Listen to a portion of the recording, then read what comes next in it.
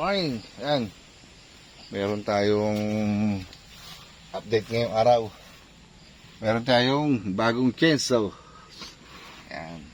Puputol tayo ng ano ngayon, ng kakwate na tinumba ng bagyo. Ngayong araw. Yan ang tatrabuhin natin dito sa ating farm. Nandito ngayon sa ating farm. Yan. Ang daming bunga ng ating langka rito.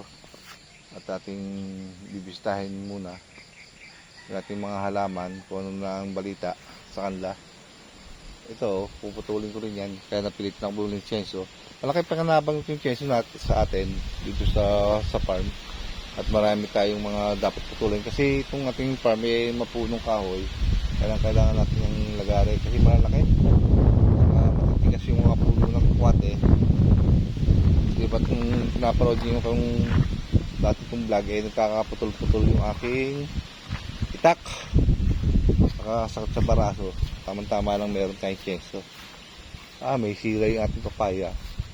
Ayun, kakakuha tayo ng papaya dito, diba? Papaya kung maraming bunga doon diba natumba, nabali ng sinanay.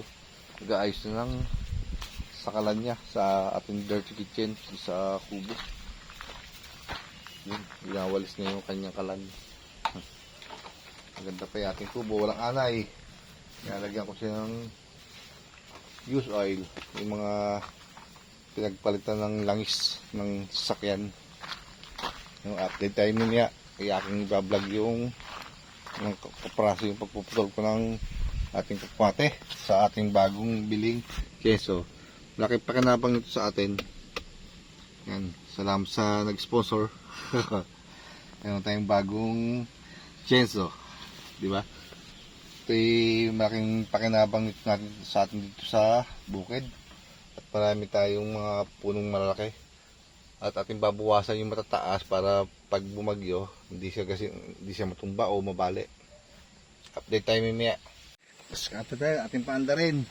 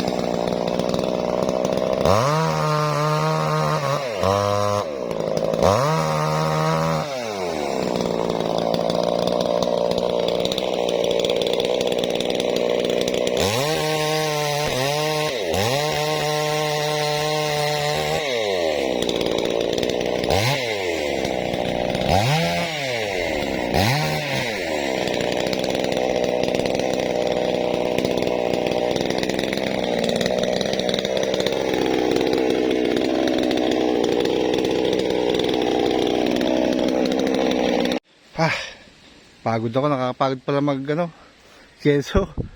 Mas grabe pa sa paggagas cutter. Natin yung keso, pinalamig ko muna. Ito yung ating napuputol na. Grabe, hinakot ko ngayon dito. Saka natin lilinisin. Unahin muna nating putulin yung malalaking sanga bago nating imisin yan. Magandang pang-uling yan, kakuwate yan eh. Ito lang natitira. Bakit itong malaking puno. Pero pa tayo doon, marami pa, isa pa to eh. Inihingal na ako. Ito yung pinakamalaki. Yan o. Yung guyabano pala natumba. Aking tinayo. Ha. Huh. Kapagod. Update ko na lang kayo mamaya. I-update sa ating pag-kisenso ng kakwate.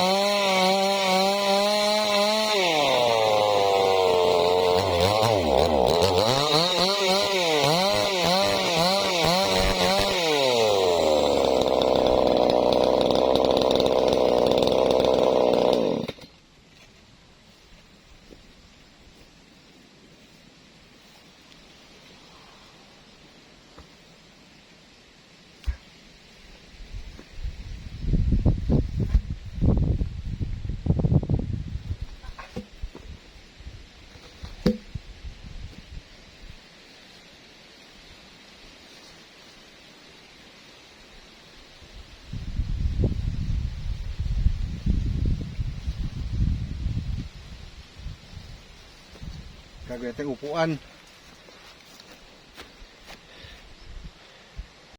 Nakatapos na tayo ng isa. Sinukot ko yan sa ganyang haba para sa upuan. Pagka napapagawa natin. Tama na yung ganyan, mahaba na yan eh. Para walang lundo. Ha! Ito naman ang ating tatapusin. Nagsali na nga pala ako ng gusarina. Lakas pala sa gas niyan. Saka kakaunti naman ang laman ng gusarina nandyan.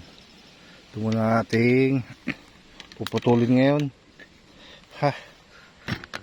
Tingnan natin ng ano yan. Yung paano. Hindi natin masasaid. Nakakapagod eh. Unti-untiin natin. Yun. Laking bagay no. Kung mag-iitak ako baka itong isang punong to hindi ko matatapos. Buti na lang meron tayong tsenso. Maraming salamat doon sa ating sponsor. Nakabili tayo ng tsenso. Hindi ko nababanggitin yung pangalan. Ayaw pa sabi. Thank you. 8,000 nga pala yung 8,500 ating tsenso. Buti na lang at meron tayong ganyan at malaki pakinabang yung sa ating bukid. Atin munang unti-untiin to. Nakapagpahinga na tayo.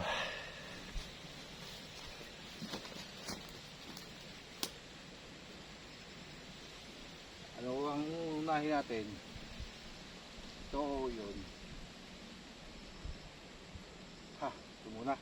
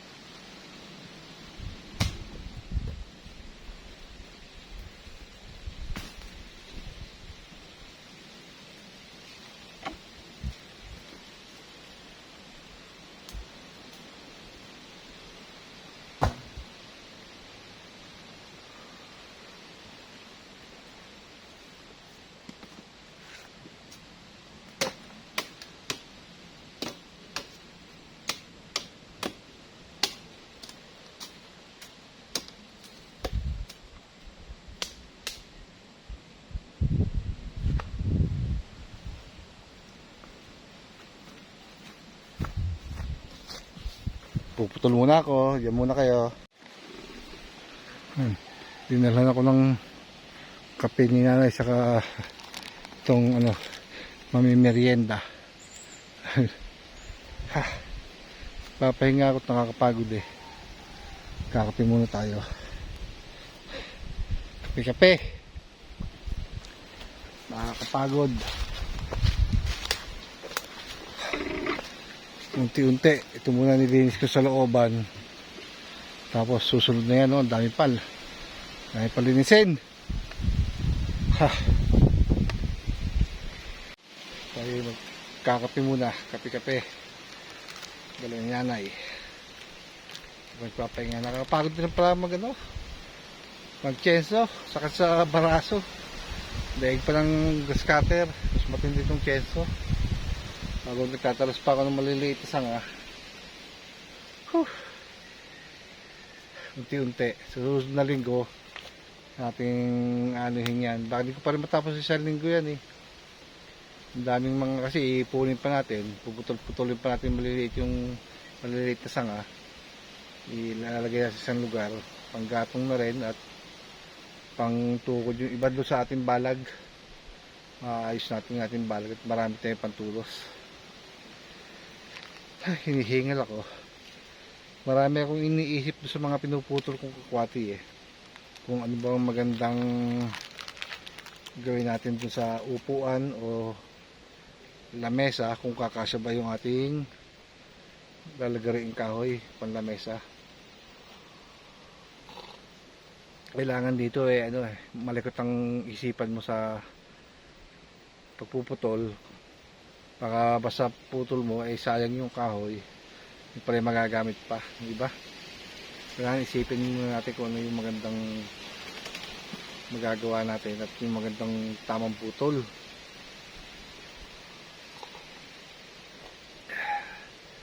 Kung anuhan dyan, naisip ko lang muna yung upuan dapat sakto sa putol. Kung makagawa tayo ng lamesa kahit tagpi-tagpi, maganda naman yun kakwate.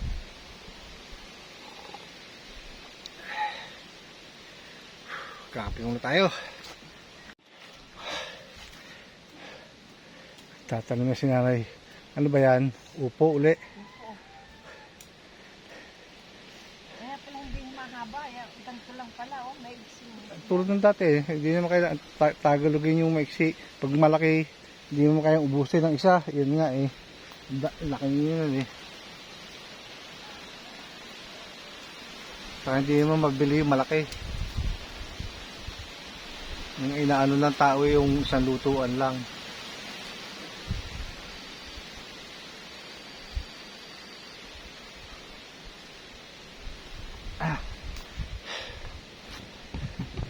Nagtulos ako ng bagong kakwate sa ating balag para di masira.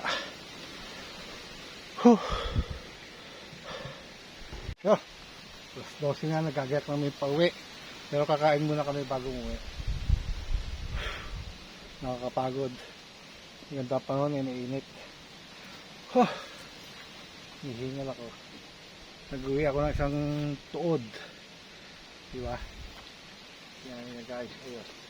Pakakain namin kami uwi na, alas 12 na Yun, maraming salamat kung kayo ay nakarating sa dulo ng aking video. Hanggang dito na lang.